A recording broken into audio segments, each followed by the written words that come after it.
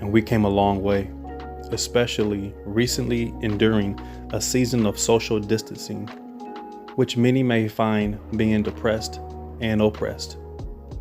It breaks our nature to influence each other unless we're behind a screen.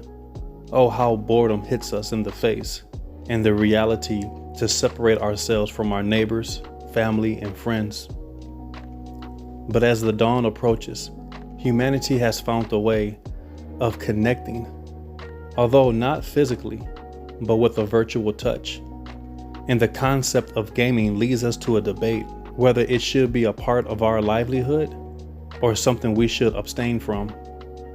Although you have your opinion, in which you guard and defend it as if it was your own constitutional rights. But what would you think God will say about the entertainment industry?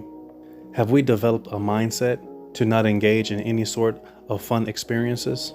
The topic of games has been a challenging discussion for the most part. In addressing this issue, should we play games? Yes or no? And why? Recently, on September of 2020 was the release of a well-known gaming station, Sony PlayStation 5. And just weeks after, it sold out until the beginning of 2021. Besides the marketing of this console, you may be wondering, is it a sin to play games? And the answer is yes and no. Allow me to explain. Let's go back to September of 2013. An action-adventure game developed by Rockstar, Grand Theft Auto 5, released on such platforms on PlayStation 4, PlayStation 3, Xbox One, Xbox 360, and PC, and probably including others too. This game became the fastest-selling entertainment product in history, earning 800 million in its first day and 1 billion in its first 3 days. And I was one of them to add my contribution to it as well. With little to no control, I would sometimes call in sick just to finish playing and win my achievements. Yes, I'll admit, games are very addictive.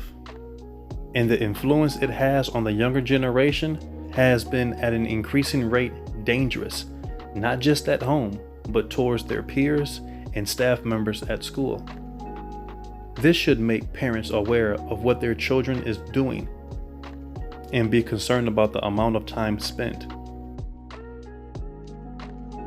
Born in the mid-80s, we can admit that many of us probably didn't have a gaming system, so we'll go by a relative house or even a friend's house just to join in on the fun. I remember on my 10th birthday, my parents surprised me with the Sega Genesis, and with the games included, Sonic 2 and Streets of Rage 2. Even though these games were not harmful, well, unless you practice it on someone, boys will be boys. My time and days only on weekends were only about a half an hour, and that's it.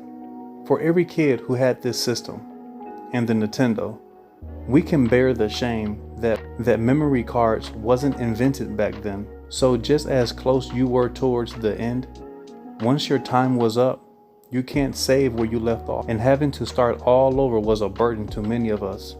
So cheat codes and level skips became a trade of information our peers and family members decided to share from Game Informer magazines. I must admit that the 90s was the golden era for us gamers. I'm going to be reading a few statements from this article. If you would like to read more, I'll put the description link in the box below. It may seem tamed by today's standards, but sequence such as this has shocked players, parents, and politicians in the early 1990s, serving as the way to put an exclamation point on a victory. Fatalities take Mortal Kombat's trademark blood and gore and crank it to the next level, seeing the defeated character executed as if a gladiator in the arena. The finish him commands given to players prior to the window to perform a fatality has become synonymous with the series itself.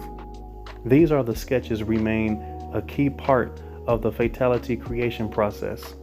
Though the rating system spawned from Fatalities has a serious impact on the industry, the creator insists the moves were not meant to be taken as such. Fatalities were never intended to have a serious tone, he explains.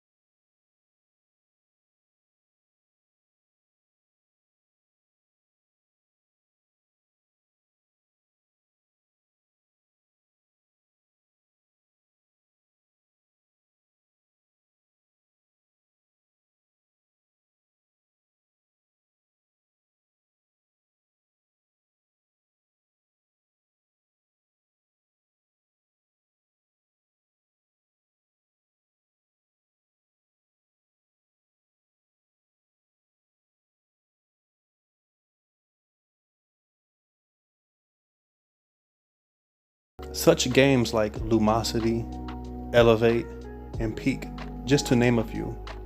And as time progresses, I found myself being very impatient.